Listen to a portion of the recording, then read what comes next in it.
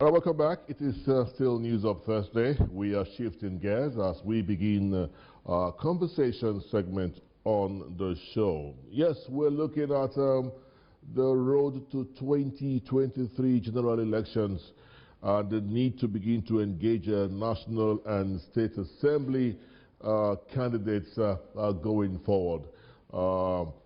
Let's speak with Jeff. Yes, Jeff Ogilika is a former member of the House of Representatives. He's joining us right about now from Abuja studio. Jeff, good morning. Yeah, good morning. So good to have you join us on the show. It's important we begin this conversation as oftentimes what we had seen had been so much attention at the presidency and all of that, that people fail to understand that a very key component of this journey are the state assembly, the members of the legislatures and all of that. So for a start, Jeff, how would you want to situate the need for us to begin to engage other members of this whole nomenclature? I'm talking about the national and state assembly members. How would you want to conceptualize the conversation?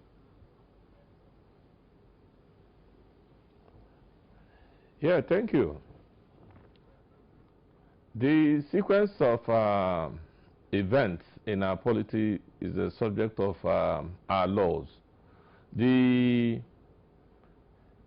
sequence of our election is determined by the Electoral Act and by the Independent National Electoral Commission. And in that sequence, they have placed the presidential, that's the national elections, before the state elections. And as a result of that, it has brought a lot of attention more on the election that comes first, and that's the national elections, presidential, National Assembly, and House of Representative election. Like then 2 weeks later, you now go into the state elections, where the governorship and the state assemblies will definitely be. But in terms of, if you say, what would have been the most effective way to go, it would have been to do the state elections first before going into the national election. But that sequence had to change, during the time of President Obasanjo, and it has continued till now.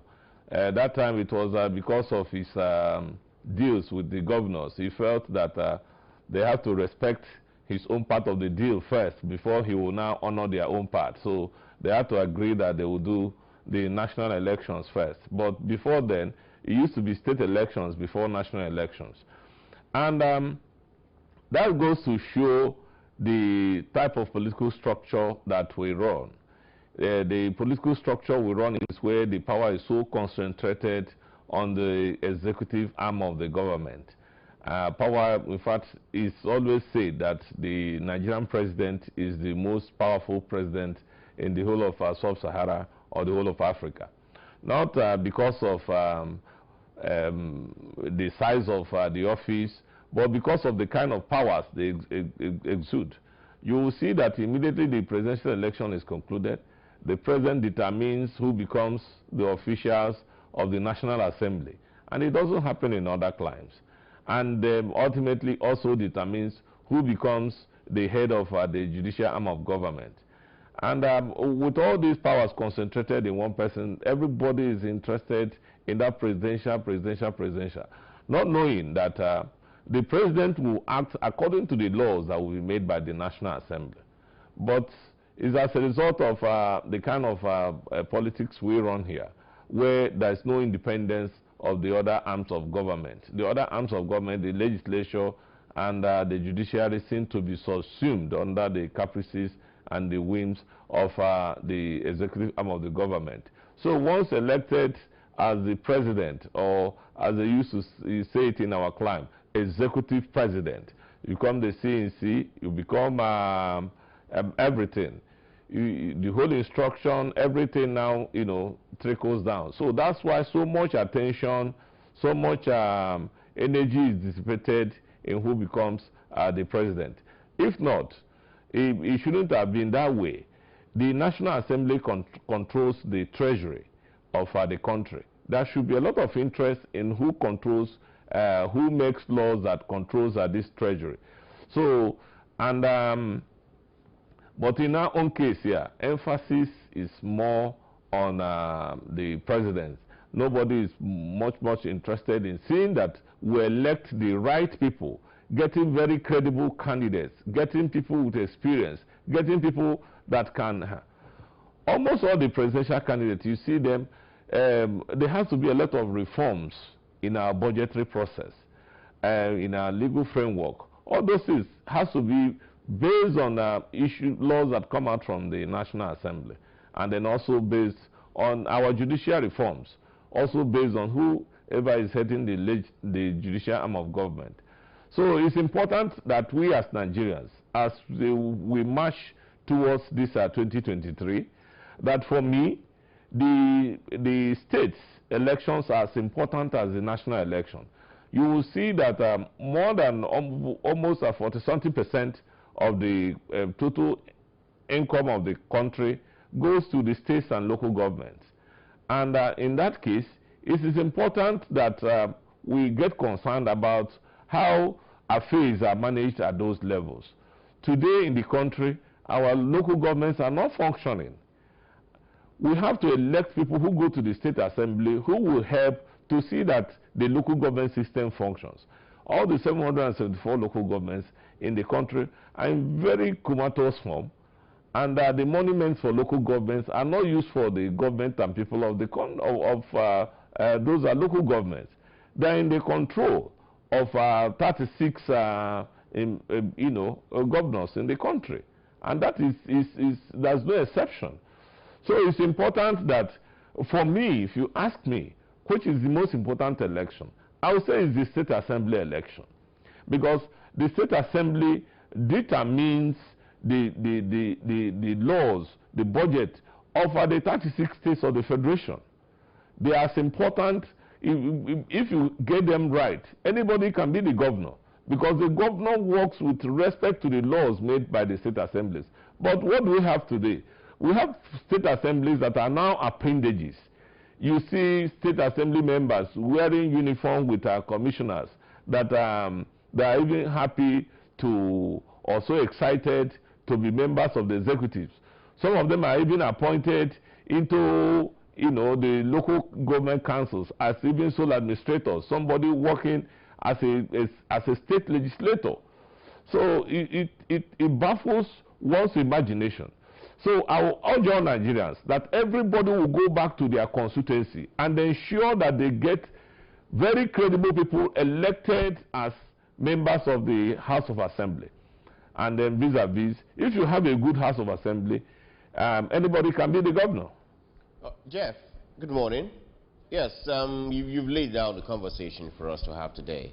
And if recent events are anything to go by, people are beginning to understand just the power the National Assembly holds. For example, the President has presented a budget, and that budget is subject to amendments by the lawmakers.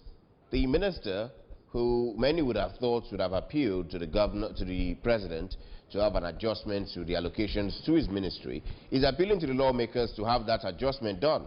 And so, yes, the lawmakers play a critical role in how the nation is governed. And also to just oppose to what the Speaker of the House of Representatives said a couple of days ago, that some of the reforms that would have possibly caused a change in Nigeria's structure towards the restructuring plan that many have clamored for have not been implemented at state levels. That many states' houses of assemblies have not actually even opened the documents whatsoever following their previous review of the 1999 Constitution.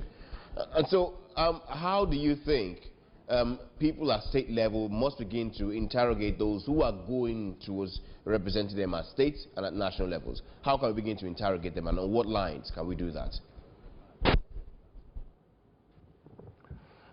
Well, I didn't hear you very clearly because of the microphone here, but I will still want to re-emphasize on the issue I raised earlier. There are 774 local governments in this country.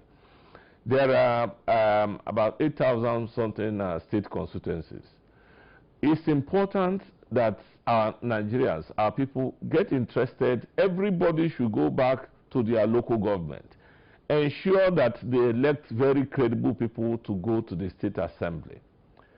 The funds of the states are meant to be under the control of the state assemblies. But today, what we have is something that is embarrassing. The state assemblies have turned out to be appendages of the state governor. They have turned out to be errand boys. Please, people should go and ensure that whoever they elect from their constituency should be somebody who will go to represent the interests of their people, not somebody who will be there to represent either the interests of the party or the interests of the governor. That is just one thing that is very important, because today nobody is asking questions about how the funds of local governments are spent. If every month you go to federation account, over 200 and something billion, sometimes about 198, close to 200 billion, goes to the local government system. But this money does not go down. It does not reflect in the programs going on in our various local governments. And this is where the government that is closest to the people. Everybody must see this time that we elect people that will go and save this local government system. Because if money meant for the local government get to the local government, and those funds are used for the benefits of the people in the 774 local governments, it will help to, as a matter of, it will help to reduce the poverty level that we have in the country. It will help to bridge out all the negative indices that we have in terms of human development indices. So the only way of handling them and making sure is that our people, everybody should be very serious, more serious about who goes to the state assembly for us. It's more important than whoever becomes the governor. Let it not be that we are going to elect errand boys, people who will go there and their people are being killed and they keep quiet. Like, you know, there are so many House of Assembly members today. They are there in the House. Issues concern their people. They will not raise because they don't want to offend, in quote. They don't want to offend the powers that be. Whereas their people, the people that are meant to be representing, are the people that are suffering.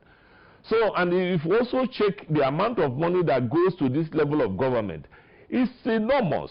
It's something that can turn around a whole lot of things. So this emphasis on everybody, you know, paying much attention on the national election. Yes, the national election is very important. All elections are important. But for me, I consider the state assembly election, the state elections, as the foundation of our democracy. Because if we get it right at that foundation level, it's easier to control things at this upper level. But where are we today? We are in a situation where most of the local governments are not functioning, most of the states are not functioning, almost all the state governors, most of them reside in Abuja. Yeah. Most of the governors reside in Abuja. Yeah. So, and it's not meant to be the case. Jeff. And most of the assembly members reside in their state capitals. Yes, they don't reside with their people. So you see, all these things are the things that happen to cause this disconnect between the governed and the governed. Yes, Jeff, let's look at the conversation from this perspective. We know that the power belongs to the people. People should make decisions on who governs them. I'm happy you alluded to the fact that members of State House of Assembly have become appendages of governors today. And the people have what we call weakened positions. How can the people begin to strengthen their positions to be able to decide who represents them at the grassroots level? Because that, for me, is the concern here. We're talking about interrogating. The start point is, how do they even get in there at the first place? If I put you there and you don't perform, I could decide in the future to recall you. Even the recall process also is one that needs to be looked at again. How do we strengthen the position of the citizens to be able to decide, you know, who represents them on the at the grassroots level? Yes, before now, you know, people were imposed on the people. The electoral process wasn't the best. But with the current Electoral Act, power now resides in the people. So it's important that our people now know that this power is in their hands. It's whoever that they want to go and represent their interest that will go to represent their interest. So I will expect, as a matter of fact, all interest or all stakeholders to come up, like the NOGE in all the various local governments. I will expect the NOGE to come out openly and canvass for any candidate that will promote local government autonomy, that will make them to be in position to control the resources of their local government.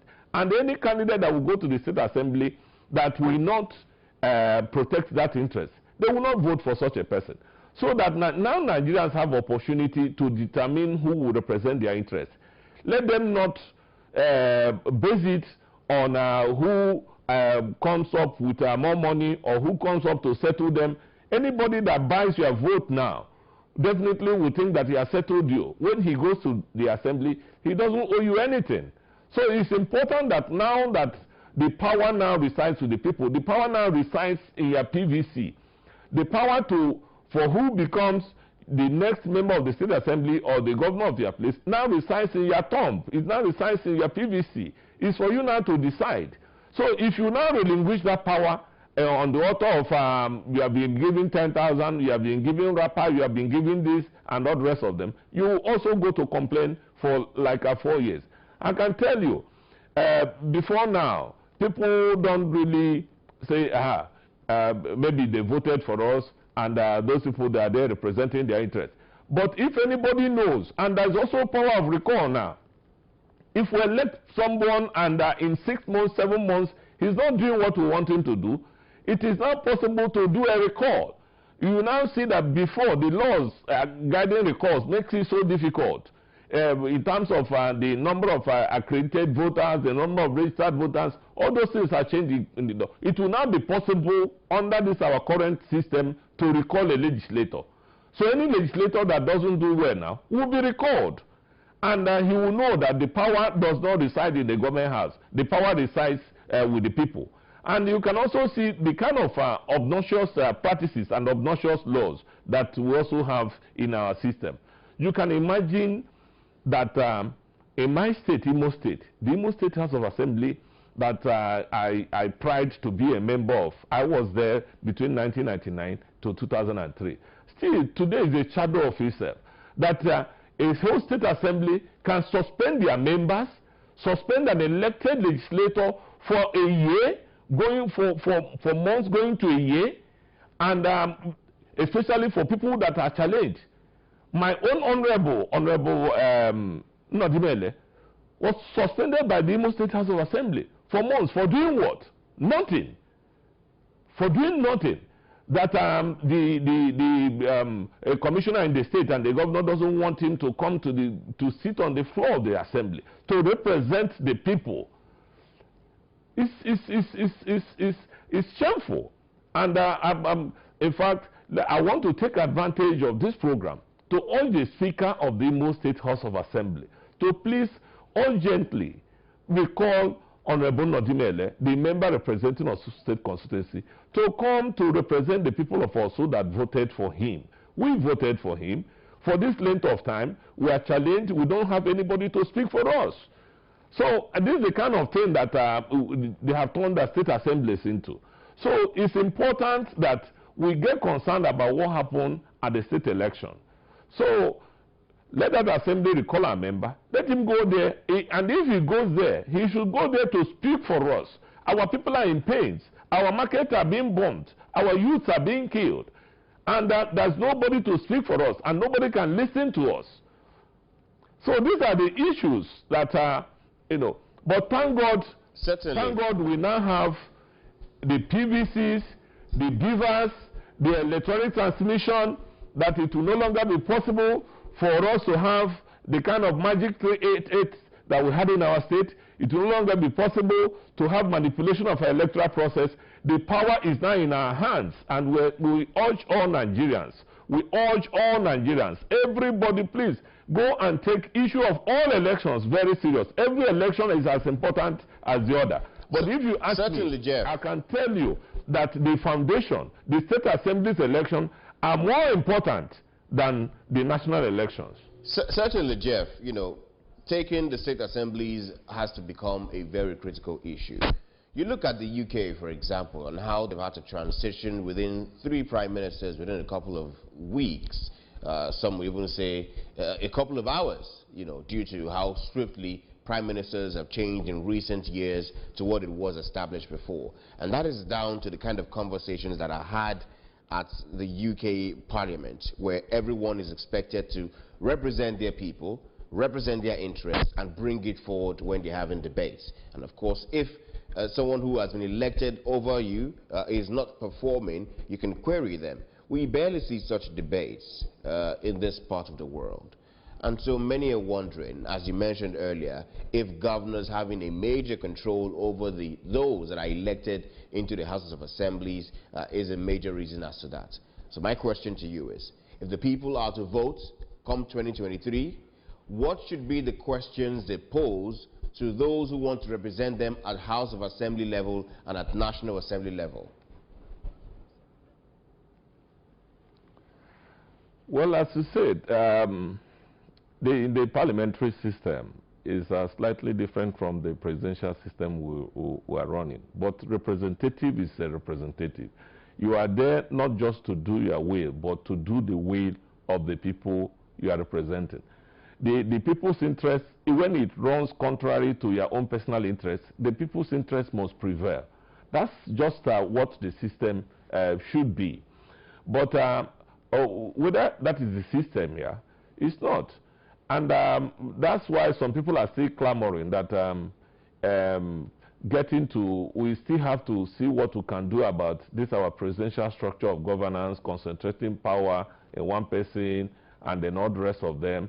And then whether we will also introduce midterm elections, like if you have a 4-year term, within 2 years you will be able to go for a midterm election to know whether to continue or not to continue. So all these things are things that can put people who are elected people at their toes, so that they will continue to represent the interests of their people. And whenever they are not representing the interests of the people should also have the power to do away with them, so that from day one you'll be able to know that you are not there to do your will, you are not there to do the will of the governor or the president, but you are there to do the will of your people. So a lot of people clamor for restructuring in our political structure, and I think it is very expedient that moving forward we have to restructure the system in such a way that power will not be concentrated on one person. You can see the kind of evolution we're having in the UK Parliament. You can see the kind of evolution that people make promises within 45 days. They say, okay, I can't fulfill this promise, I resign. So we'll expect to see that kind of dynamic system, transcend to our own, so that our system could be so dynamic. You see that we must have citizens that will be ready to fight for their rights. Democracy is not an end. Democracy is not, you have to work for it. It's not something that call for people to be indolent to people. People must have to come to fight for their rights. It's important that our people realize that the rights that a lot of people are enjoying in different parts of the world, UK, America today, they fought for them. Even the right for men to vote, right for women to vote, right for children to... those rights, people fought for them. In fact, people paid a lot of prices for them. So let us not be complacent in terms of our democracy. Certainly.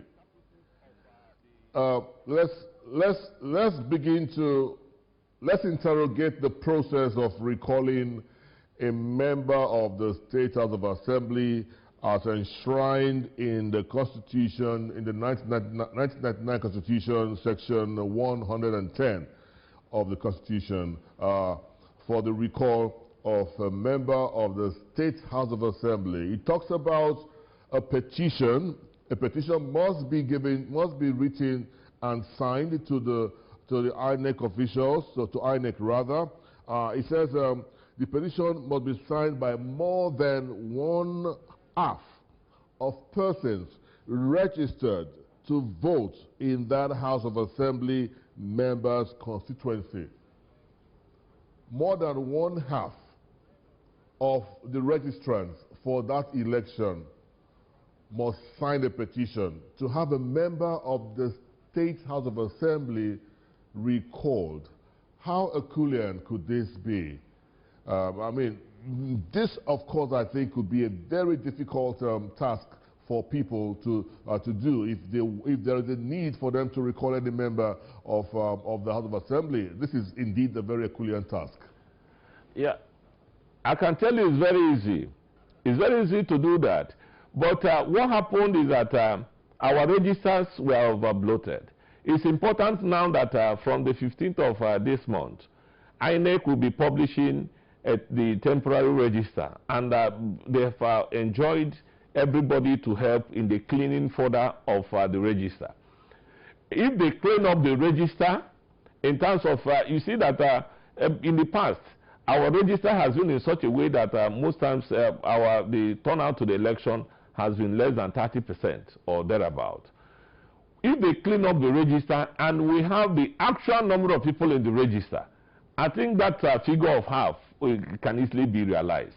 But it's just that our register has not been properly cleaned. And I want to enjoy all Nigerians. Let us help the Independent National Electoral Commission. They have done their own through the abyss, and they have further now put the ball in our court. I will expect all Nigerians, every lover of this democracy, that from the 15th of this month, that the INEC is supposed to paste the temporary register in all the registration units, that everybody should go. There are forms that they will help us to see that. Let all Nigerians help in cleaning of our register. If I can assure you that if our registers are properly cleaned and we have the real voters in the voters register, the real voters, the people who will participate in the process, I can tell you that I can say without missing words that to raise that figure of half, to be able to remove or recall a member of the House it will be very, very easy.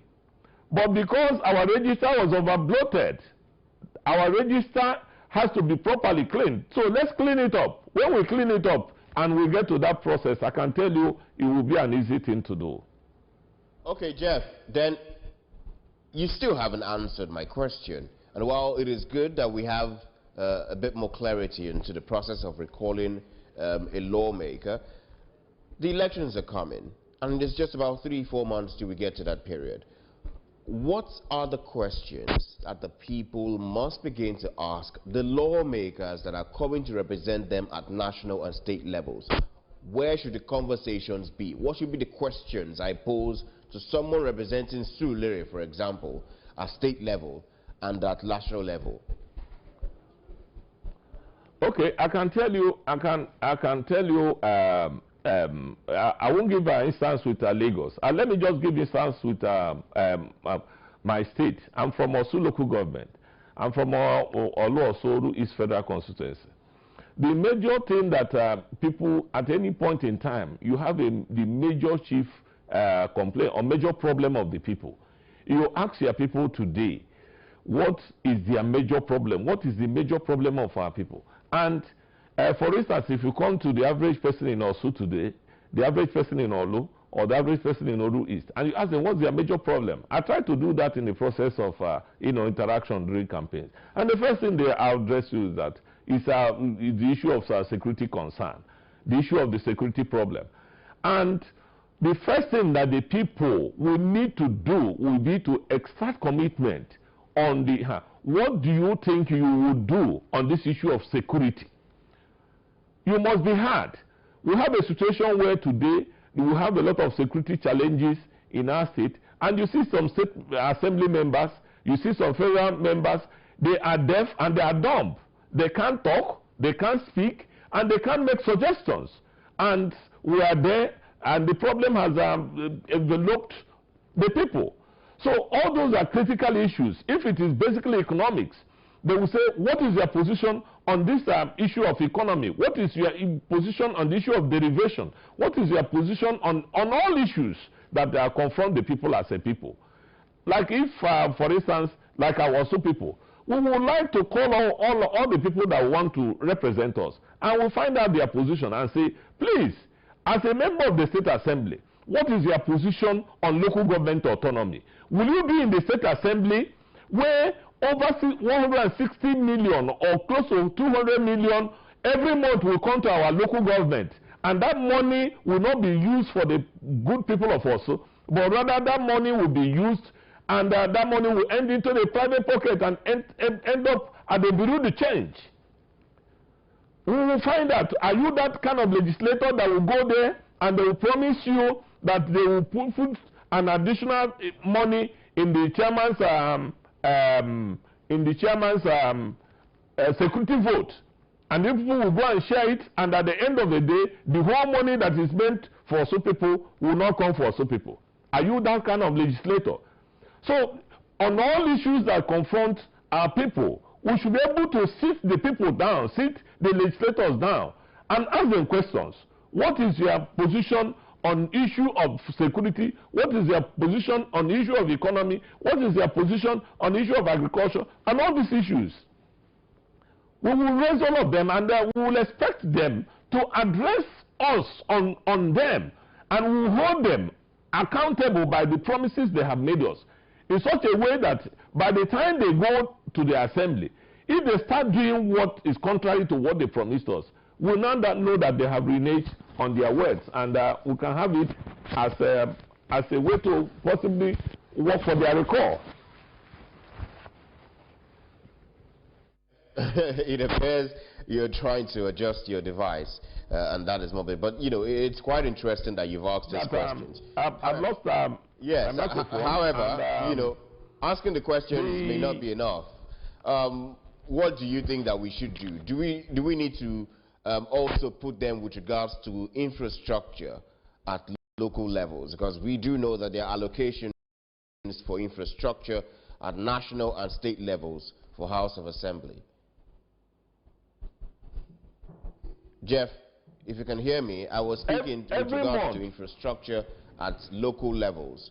There are budgetary allocations for those who represent at the House of Assembly and at the Senate to come and help ensure that some basic amenities are available within their jurisdictions. Should we begin to also hold them accountable to some of those things without necessarily, you know, putting too much responsibility on lawmakers who are there to make laws and oversee the process of governance? I can tell you today, let me just be here. Every month, like last month, 198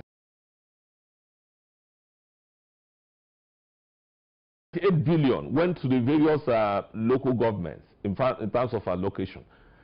Every month, my local government gets about 160, 170.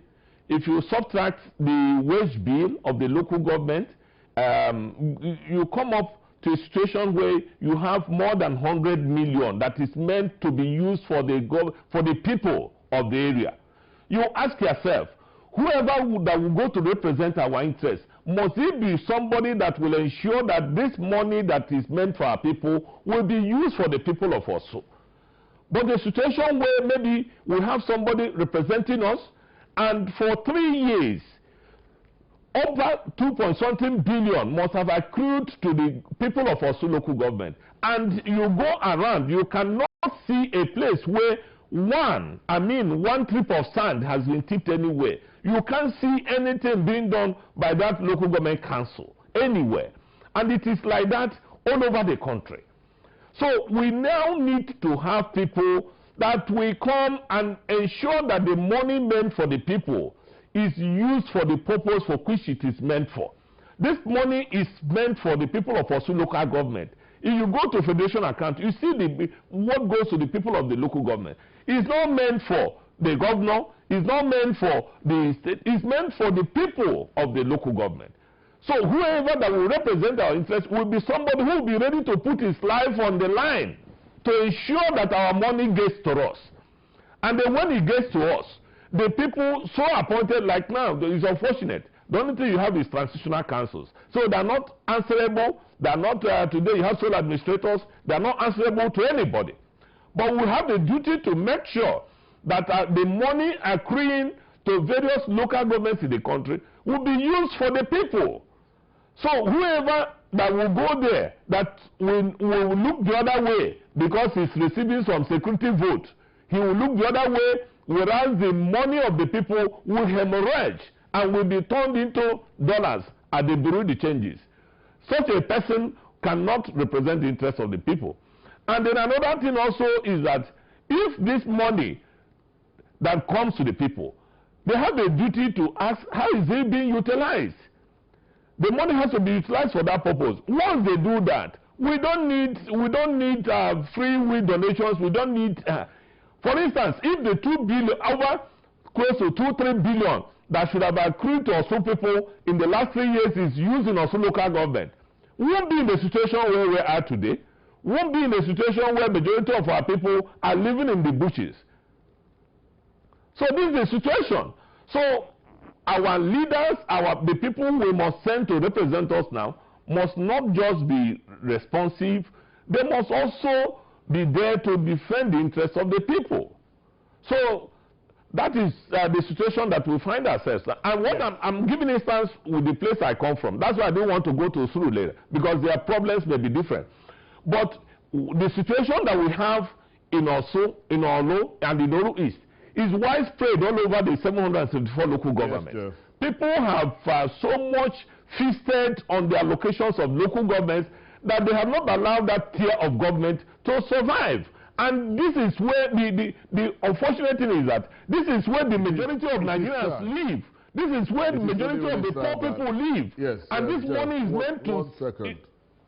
1 second. It is really, really sad that as we speak, after all that have been said about autonomy for the local governments, we are still scratching the surface. Really, really sad. Even after the president's position and the direct order, we are still scratching the surface. You are a former member of the House of Representatives. Jeff, how do we begin to investigate constituency project allocations? I mean, we're looking at how we can begin to ask the right questions. How do we interrogate constituency projects? Yes, some time ago in this year, in the program on this year channels, I did say that I was one of the people who proposed the issue of constituency projects.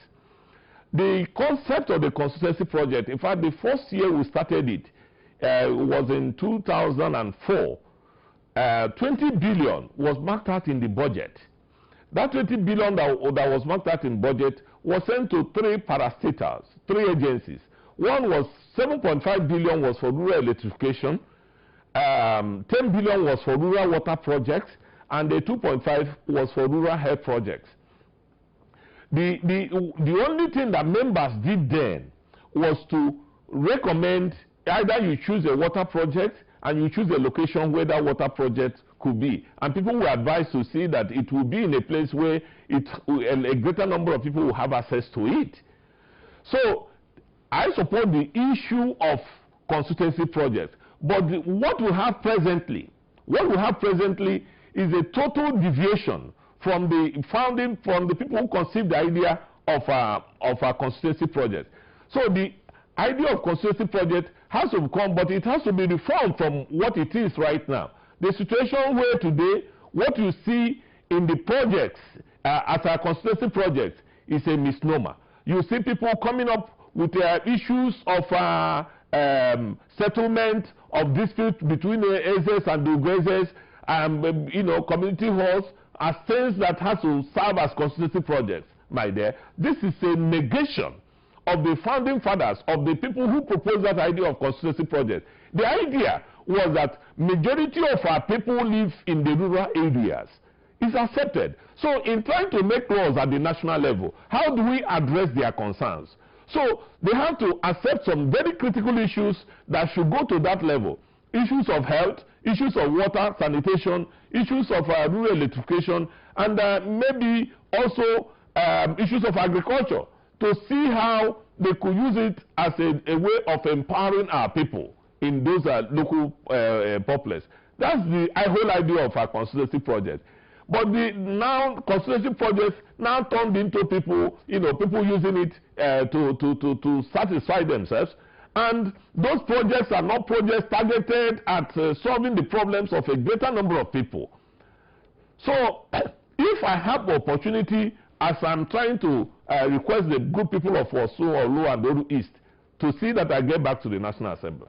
If I get back to the National Assembly, when I do that, the issue of constituency project has to go back to the original form for which it was meant for. And that is to see that in the national budget, maybe even if it is 10%, 20% of the national budget is devoted to the rural populace where majority of Nigerians live. The people living there, whether they are also people, they are all Nigerians. So there must be a way that from the federation that they have to be reached. And that was the idea of our constituency project. But not now for people to come up with seminars, workshops, programs to start money and convert the money to dollars. That's not the idea of constituency project. So it is an idea that is good, but the way it is being pursued now is a negation to which we funded it. I can tell you, in 2004, I went to Ministry of Finance to do that breakdown, and nobody had a control of those funds. Those funds were domiciled in those parastatals in the Ministry of Water Resources, Ministry of Health, and Ministry of Rural Electrification.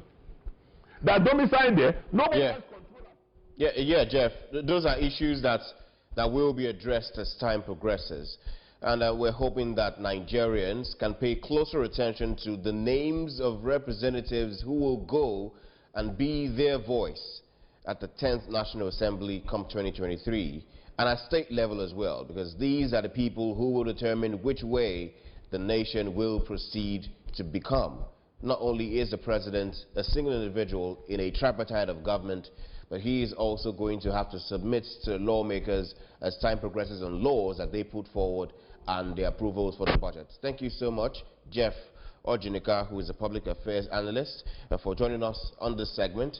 And we do hope that you have the very best in your future endeavors. Yeah, thank you. And Nigerians, please, democracy is a work in progress. We must work for it. Jeff. All right.